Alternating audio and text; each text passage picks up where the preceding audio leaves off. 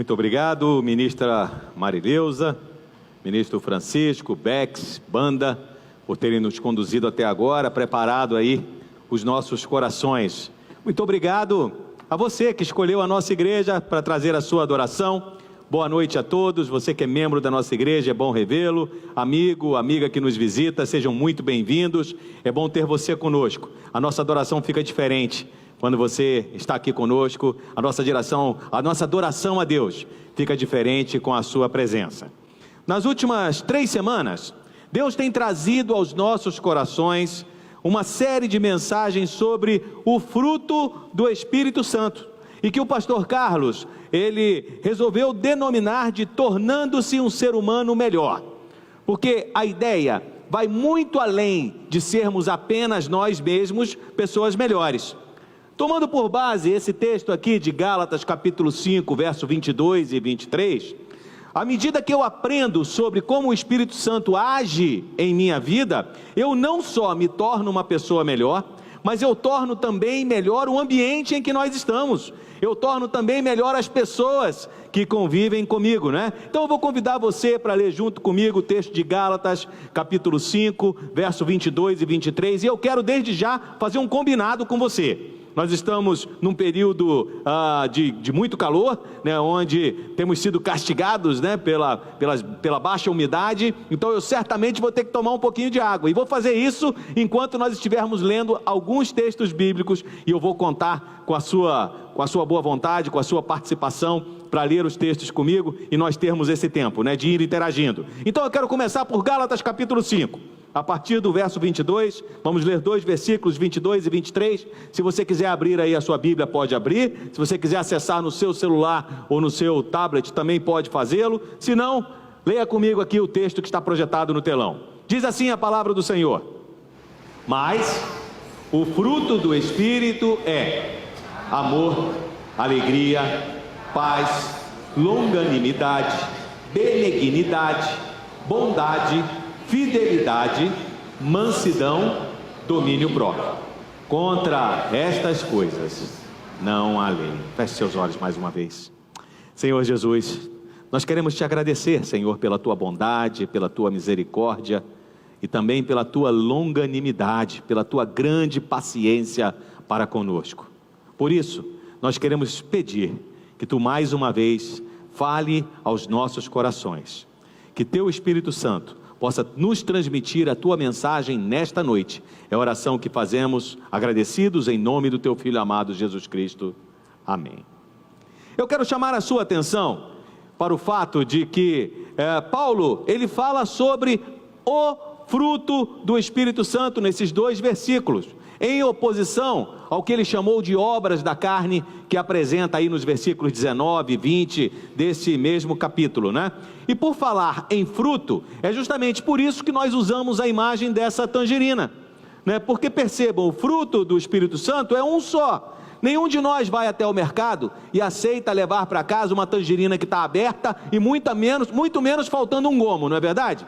Né? Com o fruto do Espírito acontece a mesma coisa. Esse conjunto de virtudes que nós temos visto aqui domingo após domingo, elas precisam ser manifestas também em nossas vidas.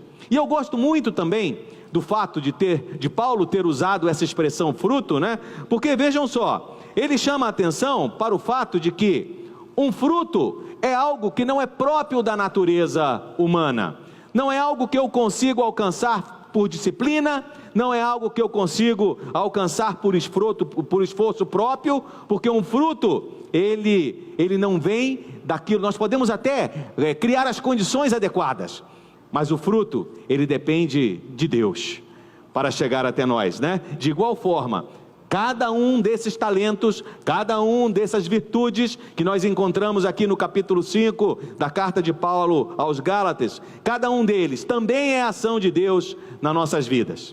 E se torna real quando nós entendemos o que Paulo diz assim: vivo não mais eu, mas Cristo vive em mim. A primeira das virtudes que nós vimos alguns domingos atrás é o amor, que é a base de tudo. E a palavra que Paulo usa para amor nesse texto de Gálatas capítulo 5 é ágape, né? Nós temos uma certa intimidade com essa palavra, mas eu particularmente gosto mais de traduzi-la pela expressão caridade. Sabe por quê? Porque quando nós falamos em caridade, nós falamos em quê? Você pensa logo em quê?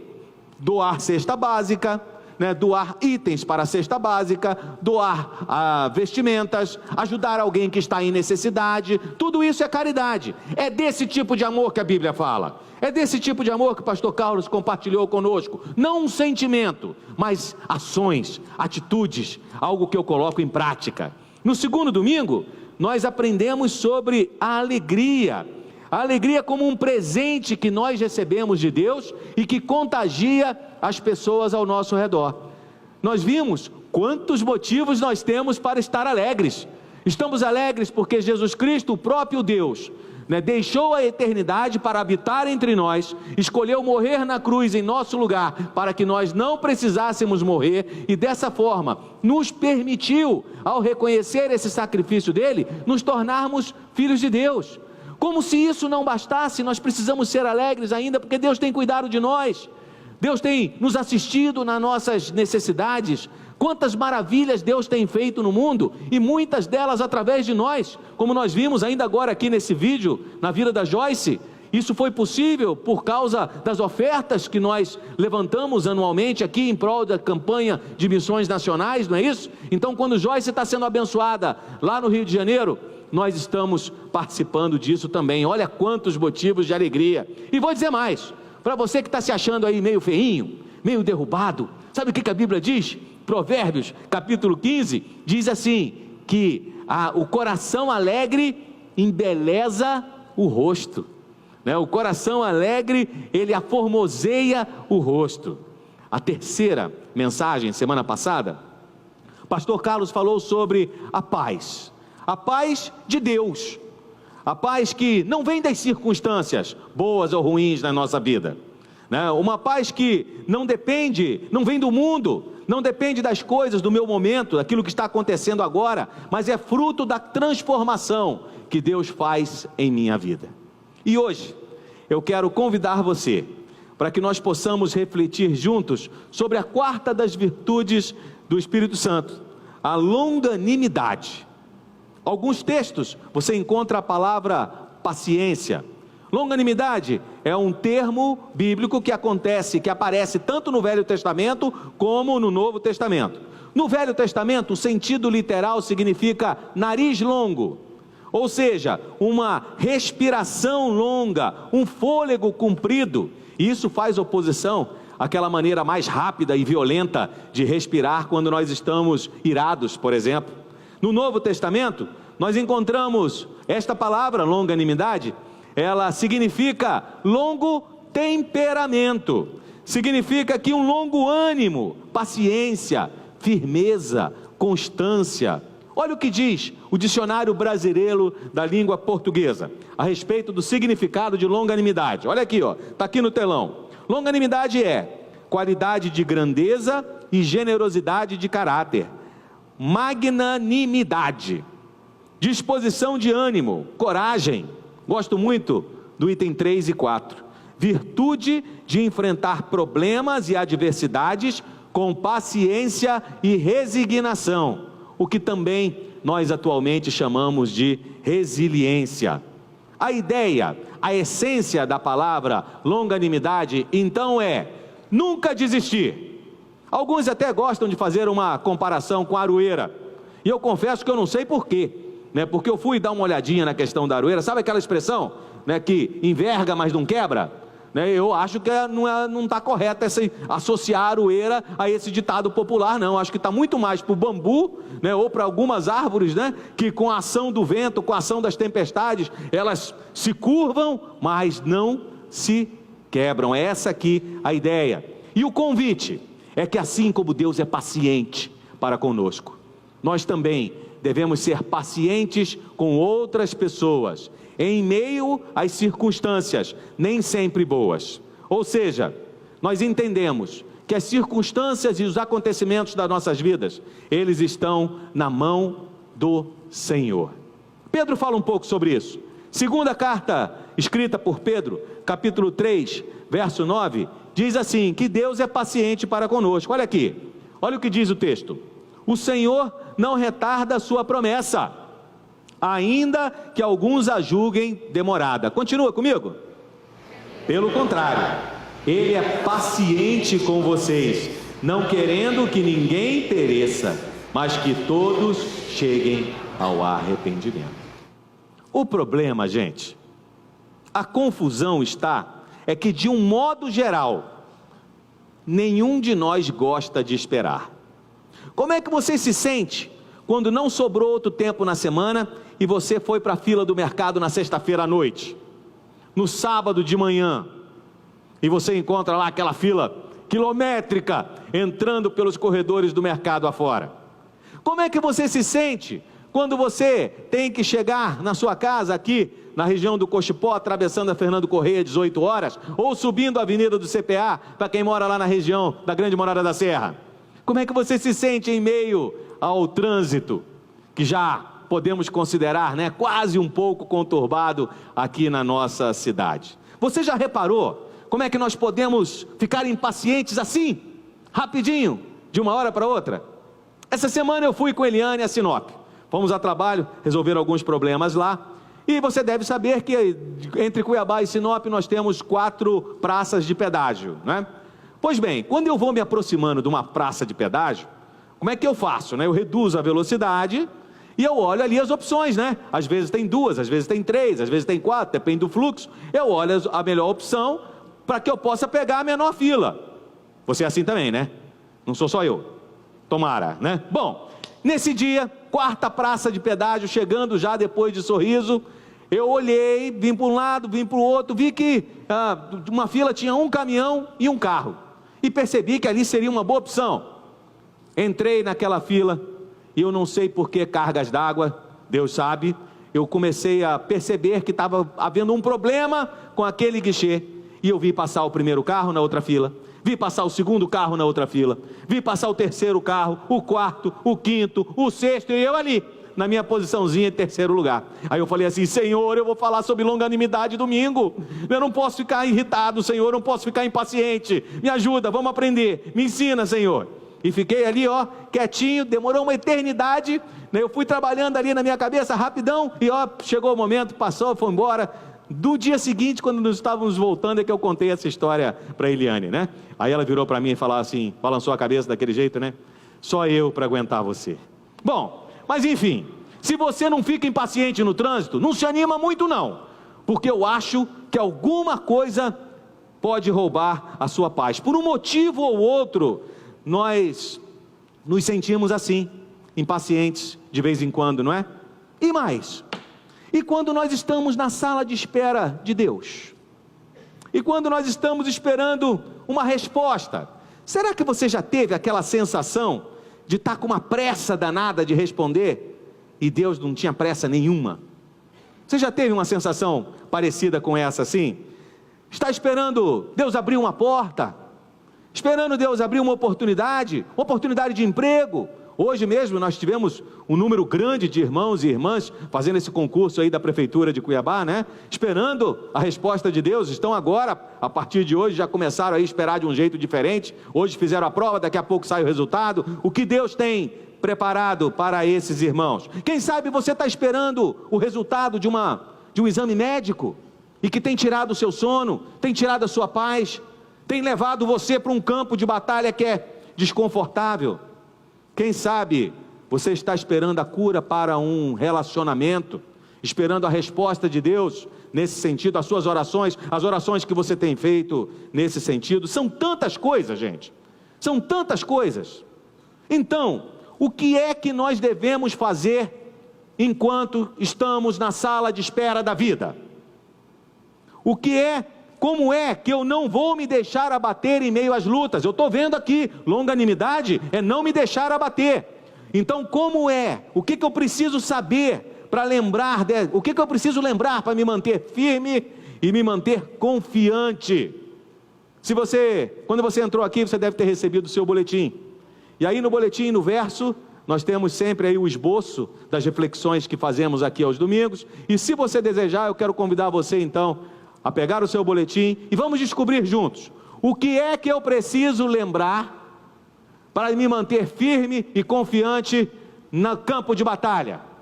Quando eu estou em meio às lutas, quando eu estou na sala de espera de Deus, quando eu estou esperando a resposta de Deus para a minha oração, como é que eu posso experimentar essa longanimidade nesses momentos?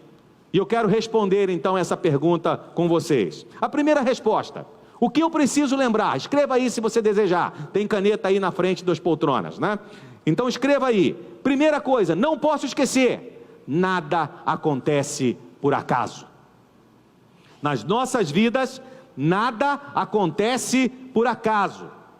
E Paulo fala disso em Romanos capítulo 8, verso 28, ele nos mostra isso com clareza. Diz assim, o texto bíblico: pois sabemos que todas as coisas trabalham juntas para o bem daqueles que amam a Deus, daqueles a quem Ele chamou de acordo com o seu plano. Se Deus está no controle, gente, nada, absolutamente nada nas nossas vidas acontece por acaso, é aleatório. Então, por que é que nós precisamos de vez em quando colocar os pés pelas mãos, agindo impulsivamente? Diante de uma situação adversa, quando a circunstância não está favorável, então, calma, tenha calma, pense bem antes de agir, pense bem antes de falar, porque você pode se arrepender depois. Provérbios, capítulo 14, verso 29, o pensador nos orienta a respeito disso. Olha aqui o que diz o texto bíblico, pode ler comigo? A pessoa que se mantém calma é sábia, mas a que facilmente perde a calma mostra que não tem juízo. Pois bem, eu vou pedir a autorização de vocês para compartilhar uma experiência, agora nesse mês de agosto. Já falei lá no Celebrando a Recuperação, então se você está comigo no Celebrando, vai ouvir mais uma vez hoje, mas é motivo de glorificação a Deus, então espero que sirva para a edificação da sua vida.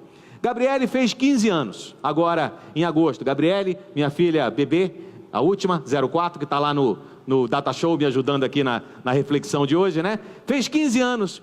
E ela resolveu não quis festa, graças a Deus, né? Não quis festa e fomos viajar com a família ao invés disso. E fomos todos, 01, 02, 03, 04, a Nora, né? Eu e Eliane, então foi aquela festa, né? Todo mundo animado e começamos a pensar no local, escolhemos o local, compramos o pacote da viagem, né? Hotel, hospedagem, transporte, aquela coisa toda, isso lá em fevereiro desse ano. Nós fomos agora no início de agosto. O aniversário dela foi 3 de agosto, né? Bom, quando foi ali faltando uns 20 dias, 15, 20 dias para a viagem, o meu filho 01, ele é capitão da Polícia Militar, e recebeu então a informação, via Comando Geral, que o curso de aperfeiçoamento de oficiais, que ele precisa fazer agora, né, esperando a possível promoção ao posto superior, ao posto imediato em abril do ano que vem, ao posto de major, ele precisa fazer esse curso agora, está acontecendo agora lá na nossa academia, e iria coincidir, Priscila, com a data da viagem, e nós ficamos, e agora? Porque se perdesse 1 dia, 2 dias de aula, é muito significativo, porque as matérias são condensadas. Então você tem jornadas, né? Começa às 7 horas da manhã, termina às 7 horas da noite, e em 2 dias você conclui uma matéria, no outro dia faz prova, e no outro dia já tem prova de outra, já começa outra matéria. Então era algo que é importante, não tinha como mexer. Fui atrás da passagem, vamos trocar. Descobriu então que marcaram a data, e nós percebemos que se antecipasse a volta 2 dias, resolveria o problema. Aí eu fui atrás de mudar a data, R$3.500. Mais caro do que a passagem que nós compramos. Aí recebemos a orientação, olha, né, é melhor não pagar agora não, espera um pouquinho, porque se você chegar lá no destino, pode ser que eles deem um desconto, né, façam um preço diferenciado, então vai lá, você vê como é que fica. Tudo bem, nós fomos, animou todo mundo de novo, partimos, né, aquela coisa, camiseta, todo mundo igual, o pessoal deve ter visto as fotos aí, ficou bem legal, né? Bom, quando nós chegamos lá, que fomos até o aeroporto para ir na loja da Latam, para resolver o problema da passagem, fomos atendidos por uma brasileira, muito simpática, Milka, mineira, né? Muito educada, nada simpática. Zero de empatia. Moça, nós estamos com um problema, senhora, olha, é só trocar os 2 dias, a volta está marcada de todo mundo para terça-feira, ele precisa voltar domingo, é só fazer aqui um bypass aqui, resolver o problema. E ela, impassiva, deu a resposta para a gente, R$5.000. Senhor Jesus, e agora? Aí aquela oração rápida, Deus, está no controle. O Senhor está no controle, Alguma coisa, algum jeito o Senhor vai dar. Isso aqui é vontade tua, então vou esperar, vamos ver. Aí ela fala, liga para o 0800. Eu ligo no 0800 na frente dela, nada, não consegue resolver. Ela viu que não conseguiu resolver. Aí eu falo para ela, olha moça, e agora? Ela vai lá e procura o superintendente.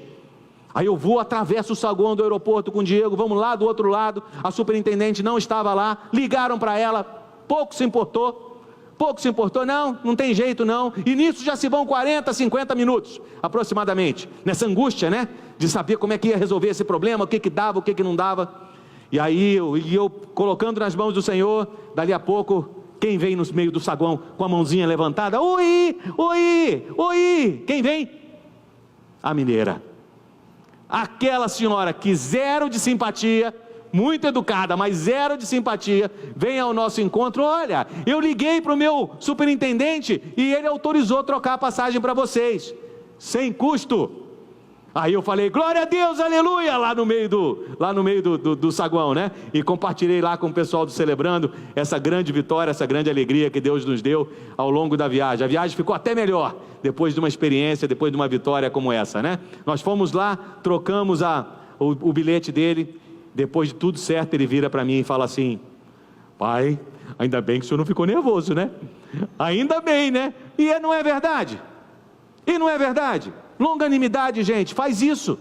Essa virtude do Espírito Santo, a longanimidade, ela nos protege das consequências, das reações que provavelmente nós iremos nos arrepender depois. Bom, segunda importante mensagem que eu não posso esquecer enquanto estiver na sala de espera de Deus.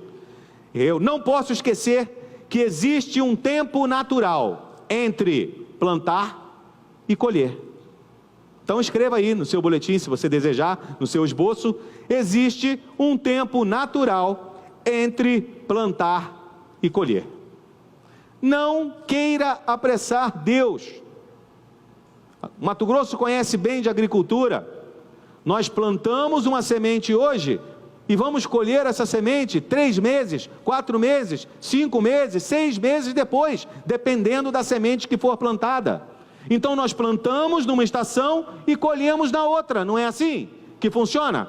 Por que é então que nós queremos uma resposta instantânea de Deus? Existe um tempo de colher e existe um tempo entre plantar e colher. O autor, o pensador, autor do livro de Eclesiastes, nos ensina isso. Olha aqui, Eclesiastes capítulo 3, verso 1, leia comigo bem forte, por favor. Tudo nesse mundo tem o seu tempo, cada coisa tem a sua ocasião.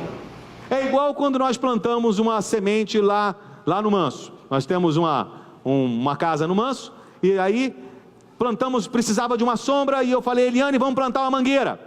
E aí nós plantamos a mangueira, lá, numa posição estratégica. Gente, toda semana, Silvio, eu ia lá e olhava para a mangueira. E parecia que estava do mesmo jeito. 2 anos depois, 3 anos depois, é que ela chegou no ponto de nos dar aí a sombra, Nos dar aí cuidar da varanda ali conforme nós havíamos esperado, Então, gente, existe um tempo. Alguém já disse, eu pedi uma assessoria aqui do Lindomar, mas ele não me respondeu a tempo, Mas alguém já disse que um bambu leva 7 anos para germinar. 6 anos regando,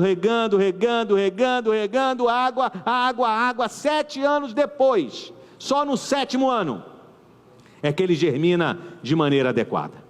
Há quanto tempo você está esperando uma resposta de Deus? Aproveite esse tempo, aproveite essa sala de espera de Deus para aprender. Aproveite para perguntar assim, Senhor, o que é que o Senhor tem para me ensinar? Deus não desperdiça uma circunstância sequer. Pastor Rick Warren diz que Deus não desperdiça uma dor sequer.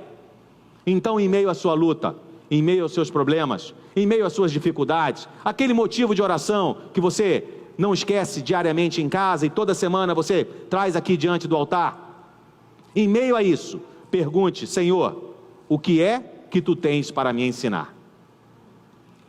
Quarta dica: você deve lembrar que existe, terceira dica, existe uma, escreva aí no seu boletim, batalha acontecendo.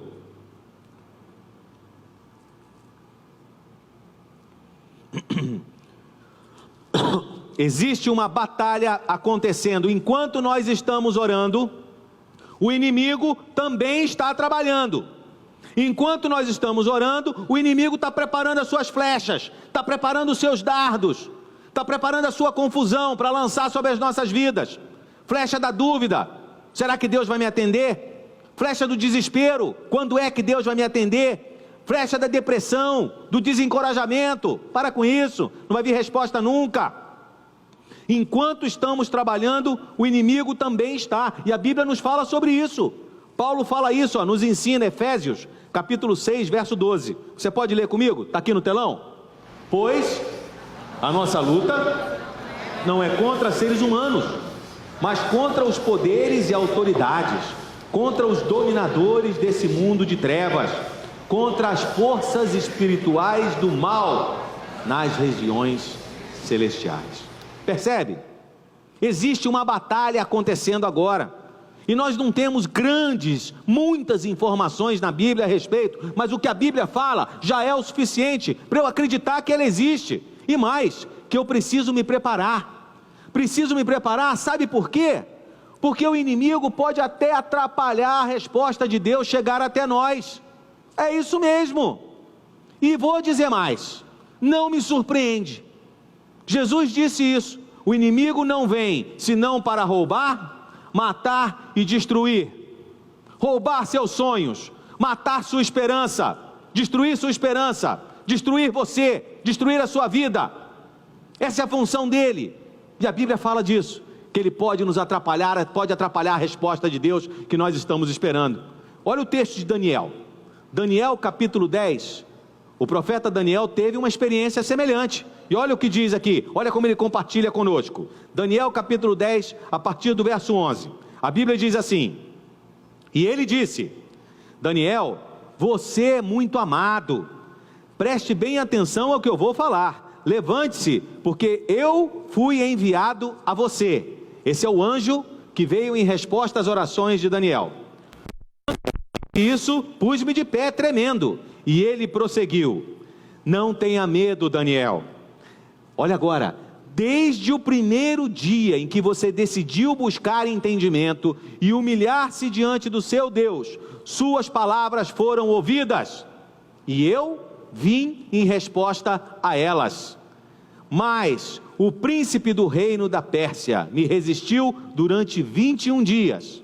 Então Miguel, um dos príncipes supremos, veio em minha ajuda, pois eu fui impedido de continuar ali com os reis da Pérsia. O inimigo impediu Daniel durante 21 dias de ouvir a resposta de Deus. E só depois disso ele descobriu o porquê. Uma demora nem sempre é uma negação. Não desista. Continue acreditando. Quarta dica: eu preciso me lembrar que Deus está nos preparando para a sua bênção. Então, se desejar, escreva aí no seu esboço: sua bênção. Se você acha que teve uma boa ideia e está esperando a resposta de Deus, saiba, as ideias de Deus são ainda melhores. Ele sabe exatamente o que nós precisamos e quando nós estamos prontos para receber. Percebe assim? Concorda comigo que nós precisamos ensinar às crianças a diferença entre não e não agora? Percebe a diferença? Por que nós achamos que conosco tem que ser diferente? Deus vai nos preparando, vai preparando os nossos corações, preparando as circunstâncias ao nosso redor. para dar a sua resposta. Pedro fala um pouco sobre isso, e ele compartilha conosco em sua primeira carta, capítulo 1, verso 6 e verso 7. Eu vou ler o verso 6, depois eu vou convidar você a ler o verso 7. E diz assim o texto de Pedro: alegrem-se por isso, se bem que agora é possível que vocês fiquem tristes por algum tempo, por causa dos muitos tipos de provações que vocês estão sofrendo. Essas provações são para mostrar que a fé que vocês têm é verdadeira, pois até o ouro pode ser destruído, é provado pelo fogo. Lê para mim o verso 7. Da mesma maneira, a fé que vocês têm vale muito mais do que o ouro, precisa ser provada para que continue firme, e assim vocês receberão aprovação, glória e honra no dia em que Jesus Cristo for revelado. Se esse é o seu caso, se você está passando por uma prova de fogo, se você percebe que as coisas vão se apertando ao seu lado, as provações estão difíceis, a guerra está difícil, não está fácil suportar aí o dia a dia aguardando a resposta de Deus, mantenha-se firme e lembre-se, a sua força vem do Senhor, não vem de nós mesmos. A sua capacidade de resistir a esses testes, a essas provações, a essa prova de fogo, a esses temporais, a sua capacidade de resistir a tudo isso está em Deus. Então, mantenha-se firme. Lá no Celebrando a Recuperação, nós já sabemos, né, que as batalhas são duras, né? A coisa é difícil, é um dia depois do outro. Todo dia eu tenho que me manter firme com o Senhor. Eu tenho que me preocupar com o hoje. O amanhã, eu me preocupo com ele amanhã. O Senhor vai cuidar dele. Não é fácil as nossas batalhas lá no Celebrando a Recuperação. Por isso nós lembramos assim. Gostamos de dizer que o que separa os homens dos meninos e as mulheres das meninas não é a idade, é a atitude. Mantenha-se firme. Deus está nos preparando para a sua resposta, Deus está nos preparando para a sua bênção. Quinto lembrete que eu faço a você nesta tarde, quinto item da nossa lista: eu preciso lembrar que nós estamos em boa companhia. Não estou sozinho na sala de espera de Deus. Muitas outras pessoas já passaram por aqui e têm experiências para contar. E tem experiências com Deus para fortalecer a nossa fé, tem experiências para nos incentivar a gozar dessa longanimidade, dessa paciência, desse resistir às circunstâncias com paciência que estamos aprendendo hoje à noite, e nos ajuda a prosseguir. Olha o que diz o autor de Hebreus, capítulo 12, verso 1, o autor de Hebreus compartilha assim conosco, ó: assim, nós temos essa grande multidão de testemunhas ao nosso redor, portanto, deixemos de lado tudo o que nos atrapalha e o pecado que se agarra firmemente em nós, e continuemos a correr sem desanimar a corrida marcada para nós. Percebe? Ele nos incentiva a olhar para trás, ele nos incentiva a ler o capítulo 11 do livro de Hebreus. Sabe por quê? No capítulo 11 ele cita ali uma lista fantástica de pessoas comuns como eu e você, que tiveram lutas terríveis como eu e você, que às vezes tiveram vontade de desistir como eu e você, mas mantiveram firmes a sua fé, experimentaram essa longanimidade que nós estamos aprendendo hoje, essa virtude do Espírito Santo de Deus. Agora, eu preciso pedir que você leia a sua Bíblia. Se você não lê a sua Bíblia, se você não vem à escola bíblica dominical, que acontece aqui domingo de manhã, se você não frequenta um dos pequenos grupos da nossa igreja, você não vai conhecer a história desses personagens, e você não vai ter a sua fé fortalecida, porque a experiência deles contribui muito para o que nós vivemos hoje. Então eu trouxe aqui alguns exemplos, só para você ter ideia. A Bíblia fala aqui de Abraão. Abraão recebe um chamado de Deus, e Deus fala para ele assim: Abraão, eu vou fazer de você uma grande nação. Mas tinha um problema. Ele tinha 75 anos e não era pai. Era casado, né? Tinha lá sua esposa, mas não era pai, porque a esposa, ela era infértil, ela não tinha condições de gerar um feto. 75 anos de idade. E Deus faz uma promessa dessa para ele. Sabe o que Abraão fez? Confiou, acreditou em Deus. E 25 anos depois, nasce então o seu filho, fruto da promessa que Deus havia feito para ele. A Bíblia fala de José. José é neto de Abraão.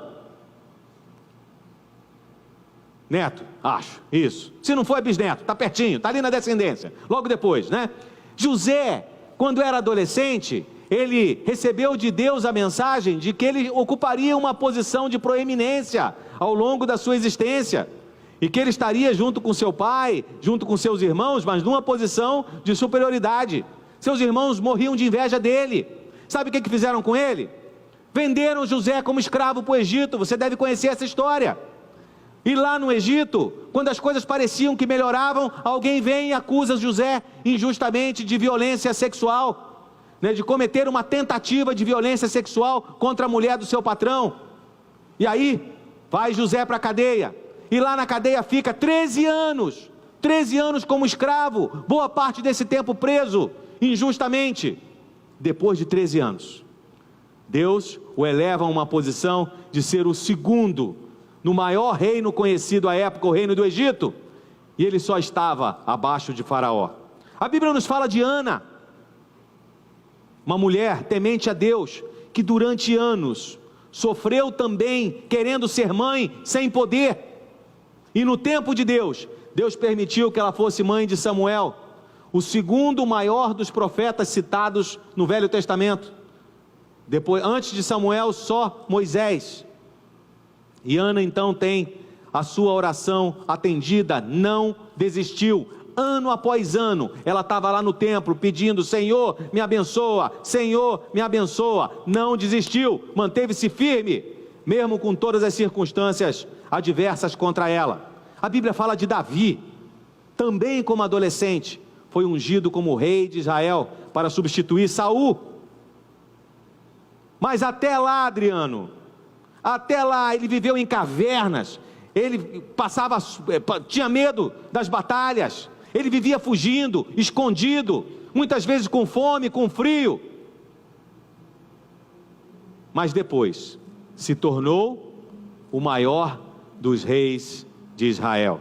E deixou para a gente um texto aqui fantástico, Salmo 40, verso 1 e 2, olha que beleza, lê comigo, é bonito demais. Olha a mensagem que Davi compartilha conosco: esperei com paciência pelo Senhor, e Ele se inclinou para mim, e me ouviu quando clamei por socorro.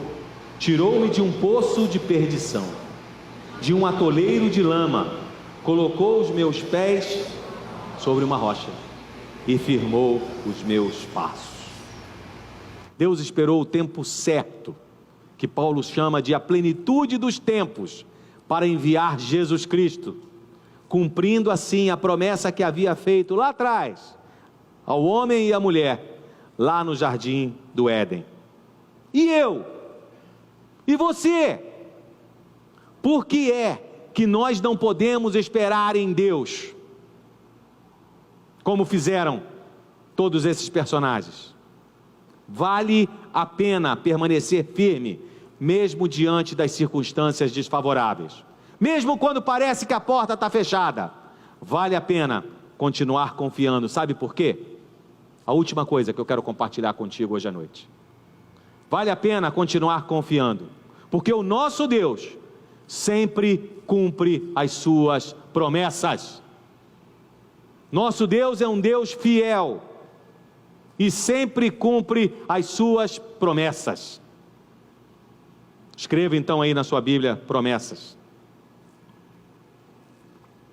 Existem mais de 7.000 promessas de Deus na Bíblia, mas de um modo geral, nós escolhemos não olhar para essas promessas. De um modo geral, nós escolhemos focar nas coisas que nós não temos. Ah, não tenho oportunidade. Ah, eu não tenho as conexões, não conheço as pessoas certas para me apresentar. Eu não tenho o talento necessário. Normalmente nós olhamos para aquilo que nós não temos e esquecemos de olhar para o que nós temos. Nosso Deus cumpre as suas promessas, E ele nos lembra isso, numa conversa que teve com o profeta Abacuque, capítulo 2, verso 3. Prometo para você que Abacuque é um livro da Bíblia. Quando você lê a Bíblia, vai encontrar lá o livro de Abacuque. Belíssima a história desse profeta com Deus. E Deus fala para ele assim, ó: ainda não chegou o tempo certo para que a visão se cumpra, porém ela se cumprirá sem falta. O tempo certo vai chegar logo, portanto espere, ainda que pareça demorar, pois a visão virá no momento exato. Mantenha o foco naquilo que nós temos, e nós temos um Deus fiel, que cumpre as suas promessas para conosco, um Deus poderoso, que é capaz de qualquer coisa, Deus dos impossíveis, que sabe exatamente o que eu preciso, e a medida que eu preciso, e a hora que eu preciso receber. Você está no campo de batalha, está passando pelo fogo, está passando pela prova, tem orado ao Senhor, tem esperado resposta de Deus para um desses muitos motivos que nós temos apresentado aqui diante do altar do Senhor, domingo após domingo. Então não esqueça, não existe vitória sem luta, não existe terra prometida sem passar pelo deserto. E no meio do caminho, traga na memória, tenha em mente, leva o esboço para casa, lê de vez em quando, tenha em mente que nada acontece por acaso. Deus tem um tempo certo para cada coisa nas nossas vidas. Tenha em mente que existe um tempo natural entre plantar e colher. Tenha em mente que existe uma batalha acontecendo. Nem sempre nós entendemos isso.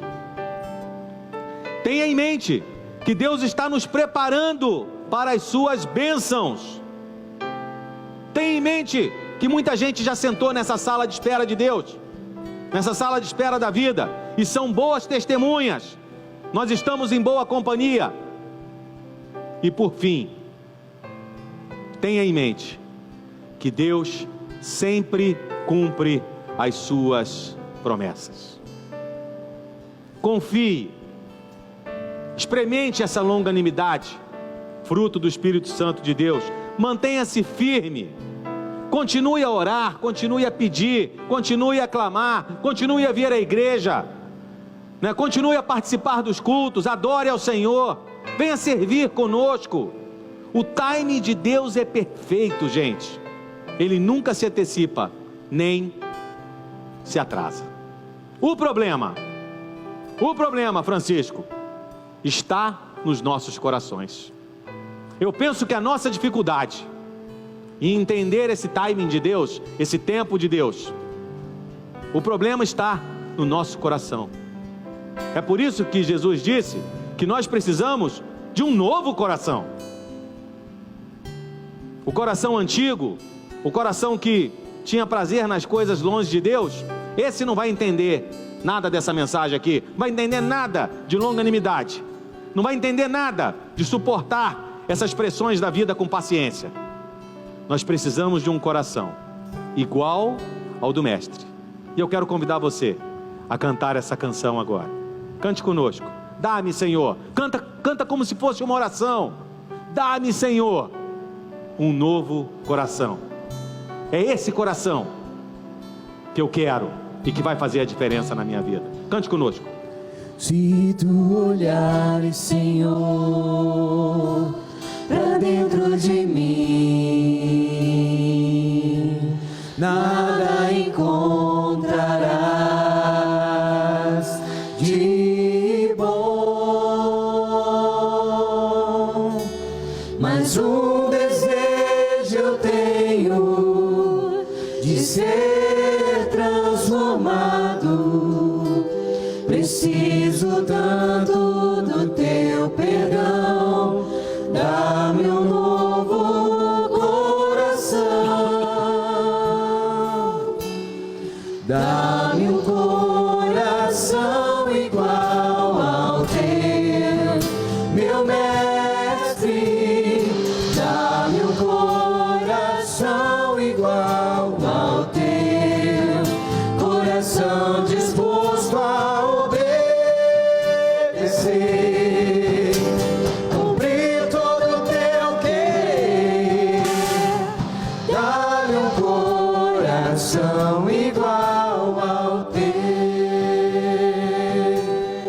recebemos um coração igual ao do Mestre, nós podemos entender com mais clareza uma das promessas que ele faz e que se encontra lá em Jeremias capítulo 29, verso 11. Olha só que coisa bonita nós encontramos aqui na palavra de Deus. Lê comigo, gente, é muito bonito para ler sozinho. Olha a promessa que Deus faz: porque sou eu que conheço os planos que tenho para vocês, diz o Senhor, planos de fazê-los prosperar e não de causar dano, planos de dar a vocês esperança e um futuro. Percebe como os planos de Deus são melhores do que os nossos planos? Eu me lembro ainda de uma passagem, de algo que aconteceu na vida de Jesus. Está registrado lá em João capítulo 11. Se você quiser, anota isso aí no seu boletim para você ler em casa. João capítulo 11 nos conta a história de um dia em que Jesus estava em uma aldeia próxima a Jerusalém, fazendo o que ele mais gostava, cuidando de pessoas. Ele estava lá ensinando, ele estava curando, ele estava conversando com as pessoas, convivendo, falando do amor de Deus para elas, sabe? Mas de repente vem um mensageiro da agonia e fala: Jesus, o teu amigo Lázaro, ele está muito doente, e as irmãs dele, Marta e Maria, me mandaram aqui para te chamar. Elas estão precisando de ajuda, estão pedindo o teu socorro. Jesus, ele se demorou um tempo ainda para ir até lá, e no tempo certo ele chegou até Betânia, chegou até a cidade onde Lázaro morava com as suas duas irmãs. Mas o problema é que Lázaro já tinha morrido há 4 dias. Quando Jesus chegou, seu grande amigo já tinha morrido. E ele era grande amigo mesmo, porque a Bíblia fala que Jesus chorou diante daquele momento de dor da família. Chorou junto com Maria, chorou junto com Marta. E aí vira para elas e fala assim: me leva lá onde vocês sepultaram ele. E Jesus vai até lá com elas, e como sempre acontecia, uma grande multidão de pessoas foi junto. Quando Jesus chegou lá na porta do sepulcro, mandou alguém: abre a porta, rola a pedra, abre espaço. E quando a pedra foi removida diante daquele sepulcro, Jesus disse assim: Lázaro, vem para fora. E Lázaro ressuscitou dentre os mortos. Louvado seja Deus, um grande milagre foi efetuado naquele dia. Jesus não chegou fora da hora, ele sabia o que estava fazendo, ele conhecia os seus planos e sabia que os planos dele eram melhores. Jesus não se preocupou apenas e tão somente com a cura da doença que havia cometido o seu grande amigo Lázaro. Jesus sabia que era importante mostrar que ele era Deus, e para isso, nada melhor do que um grande milagre. Quem sabe, Deus não está preparando um grande milagre para a sua vida? Quem sabe, Deus não está segurando a resposta enquanto te prepara para esse grande milagre, para a resposta à sua oração. Agora, eu vou dizer uma coisa. Pode parecer que Deus está demorando, mas não desista da sua fé, porque segundo a Bíblia, segundo textos como esse, às vezes Deus deixa a situação ficar muito ruim, para que nós possamos aprender que só mesmo o milagre dele, como resposta à nossa oração. Chamo a atenção para o fato de que Lázaro, Maria, Marta eram íntimos de Jesus. E você, tem essa intimidade com Jesus? No início da mensagem, eu falei que Paulo usa a palavra fruto, porque fruto é algo que não depende da ação humana, está fora da natureza humana. Eu não posso gerar um fruto, mas Deus pode. Por isso Paulo chama de o fruto do Espírito Santo. O Espírito Santo só habita nos corações daqueles que um dia olharam para a cruz de Jesus e reconheceram que Jesus é Deus e que Jesus veio ao mundo, habitou entre nós, sofreu e morreu e depois ressuscitou ao terceiro dia, para que nós não precisássemos morrer, para que nós tivéssemos o privilégio de nos tornar filhos de Deus. Quando isso acontece, quando eu reconheço tudo isso, aí a Bíblia diz que o Espírito Santo passa a habitar no meu coração, e aí sim eu posso enfrentar as circunstâncias com o privilégio de ter o Espírito Santo em minha vida, e posso passar por essas circunstâncias boas ou ruins com paciência, resistindo, porque eu sei que Deus está no comando da minha vida. Deus já está no comando da sua vida? Se Deus já está no comando da sua vida, eu quero pedir que você baixe sua cabeça e que você esteja orando agora. Eu não quero ver os olhos de quem Jesus Cristo está no comando da sua vida, mas eu quero falar com você que ainda não fez essa decisão. E já estamos terminando esse culto, já vou chamar os nossos irmãos e irmãs para orar aqui na frente, mas eu não posso terminar essa adoração, esse culto maravilhoso, sem dar a você a oportunidade de convidar Jesus Cristo para ser Senhor e Salvador da sua vida. Se você quer dar esse passo hoje, se você quer convidar Jesus Cristo para habitar no seu coração a partir de hoje, o Espírito Santo vai habitar no seu coração a partir de hoje, e você vai experimentar tudo isso que nós refletimos juntos aqui nessa noite. Eu quero pedir a você que ore comigo assim: amado Deus, eu reconheço o sacrifício que Jesus Cristo fez por mim na cruz, e quero declarar nesta noite que Jesus Cristo é meu Senhor e meu Salvador. Não quero mais viver sozinho. A partir de hoje, eu quero a tua companhia, eu quero a tua orientação, e eu quero ver o fruto do Espírito Santo sendo manifesto na minha vida. Escreve o meu nome, Senhor Jesus, no teu livro da vida, porque eu quero passar a eternidade contigo. Muito obrigado pelo teu sacrifício. É em teu nome que eu oro. É em nome de Jesus Cristo que eu oro. Amém.